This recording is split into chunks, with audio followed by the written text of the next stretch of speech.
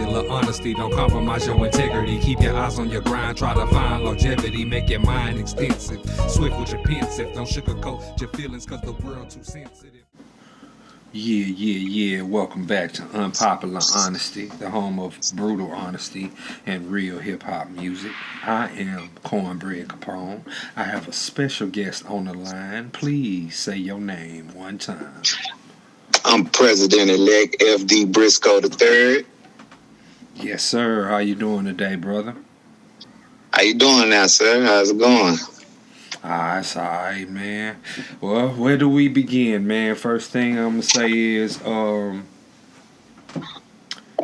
why are you running for office? Why am I running for office, Cornbread? Brother Cornbread, I'm gonna say I've been always wanted to become when I was in elementary. I saw Jesse Jackson run for office, and he allowed that visual that it was possible that a black man could actually run. Even though in later years I found out there was many black presidents, but that he was able to run, that gave me that extra visual that it's possible. And I never left that alone. And I had a mentor lady, Miss Diane Salzman, who gave me some kind of insight to start caring more about people and helping people. And so as I grew, I kept that. And so as time went, I just kept seeing many different things that's happening in our communities and in the world. And, I've led many different other organizations as presidents and as the president of the organization. And I took it upon myself to say, I got that feeling that it was time. And it's time for me to show people that they can do from wherever they come from. And that's what I want to be able to, at least if I could be that face as a Jesse Jackson out there in the forefront, being someone from the urban area. If I could be that person, you know what I'm saying, to spark that kid when I become the president, if it doesn't happen, you know what I'm saying, I could spark that kid again that got like I was sparked, that may bring that same from that street to say that I can do. And if I could do that, I've done a lot. I feel that, brother. Well, since you're out there in the midst of the people, what would you say the people need at this moment? I think they really, what they really need, man, is to sit down and really pay attention to the world, and know that you can tell a person who haven't really seen the world because they actually don't get opportunity. They don't move as if it's a bigger world than where they are. And they can sit down and watch TV and feel like they went to the Bahamas, they went to Bermuda, they went to they got wars going on all the time, but now they talking about this war, whatever's going on now, and people don't even know where the country is, what's going on. They don't even know where that country is that's having that war. They don't even know, but they talking about it because the TV is teaching them. So what I say, I think they just really need to sit down first and really digest who are they? Who am I? You know what I'm saying? Ask yourself, who am I? What is it that I really, really want to do? What is it that I'm really trying to do? Sit down first and sit down with yourself. And that's a scary thing because most folks are scared to sit down with themselves. They don't want to sit down with themselves because they got to answer them questions. And sometimes the answer is not always favorable. It ain't gonna make them smile in the end, but the outcome might. That's real, though. I mean, you just said a lot right there. Like, a lot of people need to sit down, but they are afraid to because they're going to have to answer those difficult questions. Wow. That is incredible. But no, I wanted to say, though, there's politics in the world where most people would categorize that as the stuff that's on the news. And then there's politics and just about every other thing out there in the world. Sports has their own politics. The music industry has its own set of politics. The streets have its own set of politics. How do you feel about the climate of the streets right now? Man, first off, let me bag back, and I'm gonna say thank you.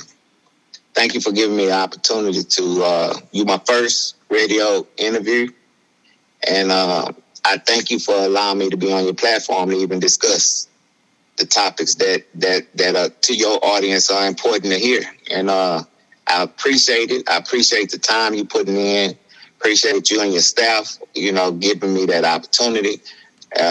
Actually, I mean, it just feels good to talk to someone who's genuine in their delivery and genuine in their conversation. So that had to go back because I didn't get a chance to really just formally say thank you. So I want to say thank you first off because you're my first radio interview, and I want to make that be known. And I thank you. So moving to your question, what's the politics of the streets and what's going on is that they are looking for a way to go. They're looking for an answer. They're looking for many answers. And they're out there. It's almost like they're wondering and they're thinking the answer going to fall out in the sky. It's just going to fall to them. They think that what they're doing makes sense, but because they're living for today, they can't see tomorrow. They're not thinking about tomorrow. I used to listen to a song, Goodmore say, I'm living for the day, you know what I'm saying? I'm living for the day, and they ain't thinking about tomorrow, something like that, right? And I used to think that was cool, right? Until somebody asked me, so where do you see yourself 5 years from now? Well, that was a scary, scary question. You know what I'm saying? Because, nigga, 5 years, I'm talking about, I'm talking about today. I don't even know if I'm going to see the next minute. You talking about 5 years, I can't see the next minute, let alone 5 years. Now imagine, and I know that feeling because I was that person, not understanding what it is to feel, to look forward, to see a future somewhere, to see even a day, to see next week, to plan for next week. Not because you finna get this stimulus check next week and you finna spend that hoe. That okay, they can plan if it's that way. We talking about planning for yourself or planning for your seed, or, planning for your future, for whatever you're gonna deliver, what you're gonna leave. Because if you left today, what did you leave today? That's why if you was thinking about 5 years away, why you living, if you die today, you was working on something for 5 years, and that is important when you die today. But our politics in the street, we don't have any they're looking for a leader. I'm not trying to be their leader. That's one. But I'm going to show them how and how to lead, to be a better leader, right? I'm not going to be out there leading them the way. I'm not their Malcolm. I'm not their Martin. I'm not their Huey P. Newton. I'm not their Nat Turner. I'm not none of them people. Sam. So I'm not trying to lead them. But what I need to show them is what's really going on. Move all these problems away from in front of them and show them the real view of what the world is really like. Show them what's really going on. Because right now they just wondering and they can't see because the smoke is so thick in front of them. They can't see because they feel like they're in a day with so much going on. You're looking at your phone, you see yourself looking ugly. You're looking at your spouse, you can't appreciate them. You're looking at your mom, you think she should have been like somebody saw on TV. You're looking at your dad, you're mad at him. You know what I'm saying? And then you carrying all that weight as one person, as a kid, from a kid to an adult, you carrying that weight. And then that's not your problem. And so what happens is so many people out there, and then you meet somebody that has the same idea of that thought, Now it's two people out there. Now they both wandering. Then you meet another wanderer. And so now the whole streets are out there just many wanderers. And they don't have no understanding. They don't have an idea of what they need to do. And that goes back to the original. They need to sit down one by one and ask themselves that question. And that's really what's going on in the politics of the streets, because they don't have any kind of guidance. They don't know where to go. They're just wandering. And if you could tell them, hey, before the COVID hit, man, they had people running and fighting for water because somebody put on now, you better go get some water and toilet paper. You could add all the water and toilet paper you want, right? But in the end, this stuff is gonna run out. First off, the COVID didn't have nothing to do with the water.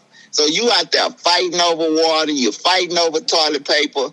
I mean, because they didn't have nowhere to go and somebody led them in the direction, so they went. And that's to show you that they don't have that guidance. They don't have that truth in where they moving to. They just wondering. So if somebody say, oh, you better go get some toothpaste. Everybody running to go get toothpaste. You know what I'm saying? They don't brush their teeth number once a year. You hear me? So just imagine if you're wondering, somebody point a direction for you, then you're going to go. So what you have to do is clear all that confusion away from in front of them. And then that way they'll be able to see where they're going and not having to just follow false lead or blindly lead someone. Do you think that social media, or not even social media, society's expectations add to this problem that we're talking about? Because societies or social media? Society, because social media has essentially, well, the internet essentially has become a part of society now. Okay, I can dig it. Okay. So from that aspect, I'm saying society takes it all, because it seems like society sets a certain standard. They set a certain look, a certain way of life, a certain mantra, a certain, it might be a quote, that a lot of people say, but they seem to set these standards. And then you see people in the world who do anything to live up to that standard. Even if it's living outside of their means, they try to live up to this standard. And I say to myself, whatever happened to being normal? Like everybody is gotten so far away from normal and normality that you start to say, who is just normal? Who is just regular? Who is just just a regular type person? But see, this is what society puts on people's minds, and that's what they put in front of them via the internet, via television, a movie screen, so on and so forth. But they put these images in front of people. You know what I'm saying? And you got people in the world, and it hits people different. Some people, they see it as entertainment. They get a laugh off of it, and they keep going. Some people who don't know or haven't been taught any better, they latch on to it as if it's the gospel truth, and they live their life by it. And when I was coming up, when I was younger in the 90s, we didn't, I love Tupac Shakur. But I never cut my hair bald. I never had tattoos. I didn't walk around with my shirt off trying to be like him. I didn't introduce myself to people saying, "Yeah, I'm Tupac." You know what I'm saying? I didn't do that. I loved his music. I loved the movies. You know what I'm saying? But I didn't try to be like that. I didn't try to emulate my life off another man. And today, this is what I see when I walk outside my door. I see a bunch of people imitating a lifestyle that looks appealing and glamorous, and I understand why, because you have the extra added this, that, and the third that makes it, oh, look at the money, oh, look at the girls. You know what I'm saying? But when you do your research and you investigate, you find out that the money's not real. You find out that the cars are rented. You find out that the girls who were there, their models, they were rented. And you see the reality. You find the reality in it, but the reality is not really what they're selling because the lie sounds more appealing. Okay, so that was heavy. That was heavy, and it was so true. So there was many different points to that truth that you mentioned. So if I could touch on things as far as what's going on as losing our identity. When TV became what it was, at first it was a way to transmit ideologies. And as time went, so did the TV influence. It went greater and greater and greater. Then as we got older, at some point, we watched a movie called Colors. Colors wasn't really, that was California way. We laughed at Colors in Houston at that time, like, them boys fighting over a color. That's stupid, right? But the influence still came and perpetrated its way into the Houston society. People from California came, and all of a sudden they are gangsters, and now they're Crips and Bloods and whatever, what have you, right? So with the not being yourself, what happened is we end up not having an identity anymore, and we started to search for an identity as a people. If I'm just saying culturally, all people has actually done it. Every culture has actually searched for an identity, and just so happens the Black community is a culture that has an influence. Don't know how big the influence they actually have, but they set the standards, they set the trends. But the person who's pulling the strings on the influencement that the Black people have has made it where we end up false leading our own selves within this situation because we have no identity. Once you let women start to say that they can run a household like welfare has done and put the man out the household, and you made the woman feel like she was the man, then you have women around here dressing like men, and then you have men around here dressing like women. So the women put the men out and say they could take care of a boy better than a man can, right? And then you got women who raise girls who really don't know how to raise women.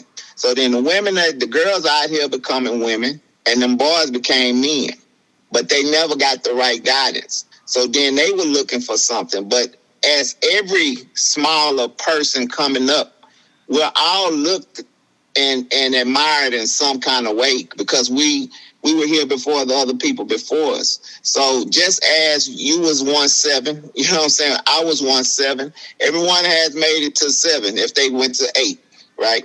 And at 7-year-old, you saw somebody that gave you that likeness that they was 15. So you adapted to what you saw with that 15-year-old. You liked something about them. Well, in this day and time, we don't even get that opportunity because there's so many different ways. The internet gives you so many different false views. You can put filters on your face. You can have, you could rap a song that ain't your song. You could sing a song in auto-tune. It ain't you singing. You got so many ways to manipulate what is real. Then how do you know how to follow real? You mentioned Tupac, and Tupac was cool. You know what I'm saying? Couple of his lines were set up for the agenda that was out there because I like Tupac at some angle, right? I don't like the line that he said, which made women feel more empowered about the abortion, right? And Keep Your Head Up. A man don't have a right to tell a woman when and where to create one. Well, that's kind of like a lie, right? Because, you know what I'm saying, we both went half in on this situation. And I feel as a man, you should have that same right, but that's that same woman power that agenda was pushing. And so him being a part of that agenda being pushed, you know, put that line in there to make that woman even more powered. And then if she got more power, a woman leading, I'm not degrading women. It's not, because women are the most beautiful thing on earth.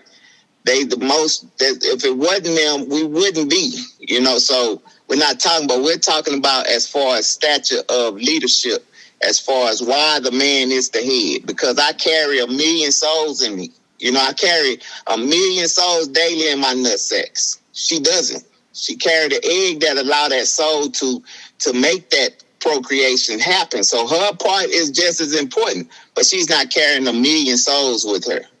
So if I have 50 women in front of me, I could pregnate 50 women and duplicate myself 50 times. Well, that woman could only have that one baby, maybe up to 4, maybe up to 8, depending on how they put the in there. But that's it. That's 8 compared to 50. So which one would be greater in the sense of who really has the thought and should be the leader of this situation? Well, when you take the man out of the situation, then now the kid who don't know how to become a man, he becomes a man, and what can he show the next kid? So then that just, the society, it's not the social media, it's not the full society that's doing it. It's what the agenda that got played on our people. It's just the game that got played to see the outcome. See, when they do tests on people, some people being in for the long term. We might have a short agenda, but these people play the long game. So they planning on something that's Joe. It's people used to put life insurance on your kid when it's born. And if you're in a certain environment, when that kid, they gonna cash out. They put a 20-year life insurance on your kid, a term life. So they saying they banking on before that 20 years up, this kid dies. That kid dies, I cash out. That's somebody playing the long game that you have no idea about. So if I I get 20 kids across the country, and I put a term life insurance on 20 kids, and I know I'm putting them in the worst neighborhoods. I see their mama's on welfare. I see the daddy is gone. I'm playing the long game. 20 years, I get cashed out on 20 different kids. I'm a millionaire. See, so the game get played on so many different ways with us as a society. We can't really figure out. That goes back to the first thing. Sit down, pay attention, shut the hell up, you know what I'm saying, and see what you got to do for yourself. Because once you don't understand where you're going, you constantly following, you constantly wondering. And that's why they can't identify what they say. They can identify. It's people around here nowadays are saying they are dogs, they are cats. They inner nature, they are a cat, you know what I'm saying? And they walk around on 4 legs like a dog. They walk around on their 4s. Like you can look it up on the internet. It's a whole society of people that has now said that they are dogs. They lick themselves, they lick their paws, they do all that as a dog. Imagine how bestial that is. So if people can get to that point in life, imagine the people who's lost even just as equal to that or even more. So that's why the society and what's happening to the kids, they don't have that look. They don't have no one to really show them what's real and what's not. Because how can you tell what's real and what's not now? And if you try to tell them what's real and what's not, they can't hear you because they see double times on that internet than what your words can say. So you telling them, hey, this not real, kid. I know because I lived this. Well, they don't want to hear you because they saw it 20 times on the internet. If I tell somebody I got 1 million souls in my nuts, you know what I'm saying? They'll get offended. They'll think I'm wrong for saying and holding up that I got 20 and you just got eggs. You think I diminished you. I didn't diminish you. I'm just speaking the truth. And because it's a truth, some folks don't want to recognize and accept that truth. And so in all them angles that you just brought together, that's why, because there's so many games being played. You don't know how to feel yourself. Like you said, you didn't run around and tattoo yourself and call yourself Two Corn. You know what I'm saying? Right. I'm Two Cornbread. You know what I'm saying? That's me now. Nah, you ain't bald. You ain't cut your hair. You had your own identity, but we had the opportunity to make our own identity. Well, that was slowly being taken away from us, right? And so when they slowly took it away from you, you know what I'm saying? So they did something so cold. They took the person that we respected for so many years and put him in jail for 4 years, right? You know who I'm speaking of. You get me? So they put old Bill Cosby in jail. Somebody we respected. At least we saw him making it. They took that away from us. You get what I'm saying? So that's, once you take that, now you feeling like, well, shit, even Bill even fucking over hoes. Well, I can't trust nobody. So now you done took the trust out of it. So now you ain't got no trust and you ain't got no leadership. What else can a person do? Because naturally, we're going to copy. Naturally, we're going to learn off of one another. Like I said, when you were 7 years old, you took something off of a 15-year-old, you saw? You know what I'm saying? You didn't have to be like them, but you took something from them. That's the art of life. We're supposed to do that. That's how things get passed on. You know, the raps that we speak now started from a person just bebopping, you know, the bebop in the 60s and the 50s, right? So it transcended from, wow, I could do that, to beatboxing. You know what I'm saying? Now they beatboxing to putting the beat to where we are now. So we all learn off of each other. It's just the realness that's what we're supposed to be learning. And that's the fear that people don't want to do. They don't want to learn real anymore, because learning real meaning you got to sit with yourself. And sitting with yourself is a fear that most folks have. What do you think? Where do you think this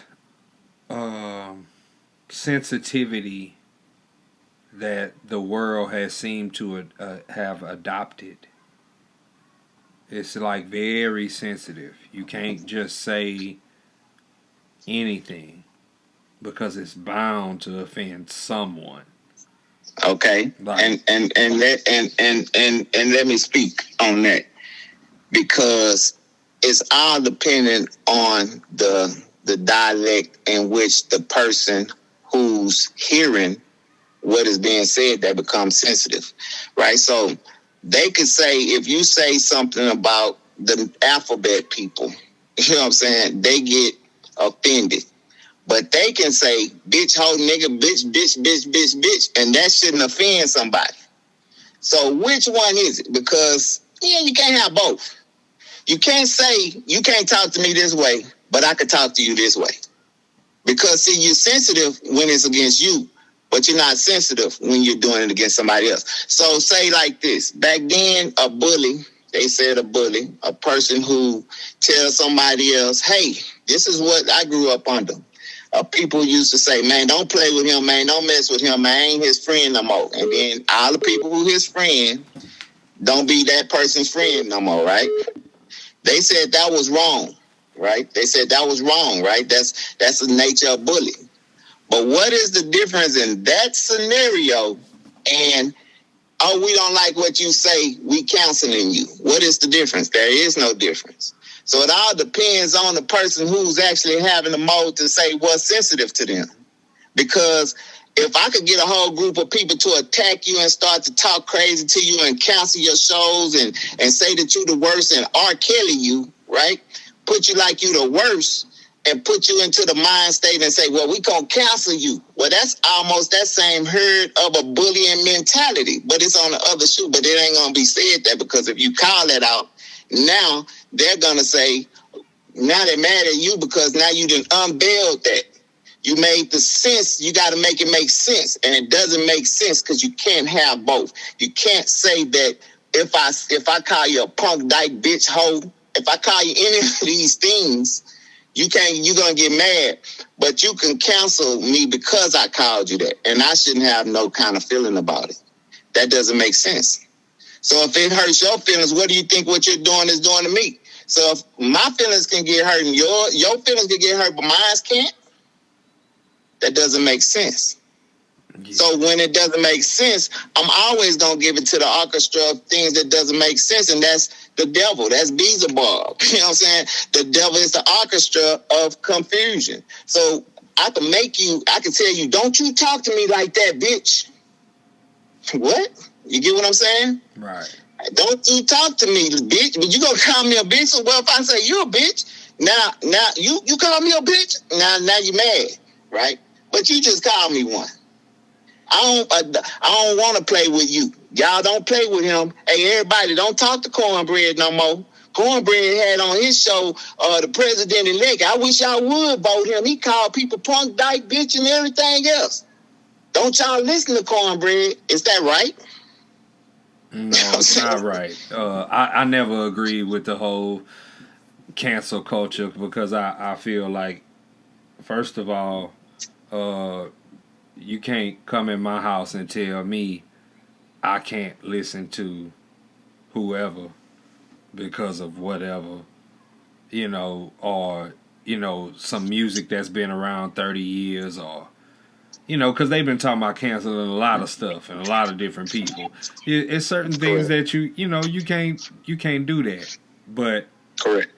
Before we get up out of here, before we leave, do you have any last words? All right. Oh, let me drop on that cancel because they sure didn't cancel the Lord of the Rings, even though that dude went to jail. I bet you they still got the Lord of the Rings playing. That's all I got to say on that. But okay, that's very interesting. You get what I'm saying? Yeah. They canceled the Cosby Show, but they ain't take off Lord of the Rings and all them other movies that Cat made. So okay, that's just the end of my. I'm digress on that. The last statement I like to say is once again thank you, and that because I'm aiming to be the first independent president of the United States. I'm not going under that guise of the first black or the first. That I want to be the first independent president of the United States, and I'm a president of the people because I come from the people. I'm not a president for the people. I'm a president of the people because I come from the people. So I understand what they need. I understand how the game be played. I understand what police brutality feel like. I understand how I understand how the police feel. I understand how the streets feel. I understand what goes on with the liquor stores across the street from the churches. I understand what goes on when you have a cousin that's on crack. More so crack in my zone. It wasn't heroin, but New York is heroin. I understand now with the cocaine, and I understand how the pills have moved through our people. I understand what formaldehyde is. I understand what weed make you feel like. I understand the people because I am of those people. The thing of what we have to do as a people is to come together and really accept that we have to make a step for ourselves because 100 years from now, Cornbread, 100 years from now, what we're doing today, people will be looking back on us. And people will be wondering, what were we thinking? Why did we do that? So if we don't take this step now and think 100 years away, you know what I'm saying? Think 50 years away, what would they say about Cornbread 100 years away? They're going to say, well, you know what? Cornbread done this. Cornbread used to say this. It's a little kid that's going to be influenced by the good that Cornbread left. Why? Because Cornbread is trying to leave substance. He's trying to leave something. Well, that's what I want to be understood as me being the president of the United States, or even going for that position for the president of the United States, is that we want to let the people 100 years ago say that we did try to do, and we did, and we succeeded, and we did take that stance and woke up. And not just saying because I'm a part of the woke generation. No, we actually awakened. We actually saw that we had to check ourselves because this person, FD Brisco, came and said that.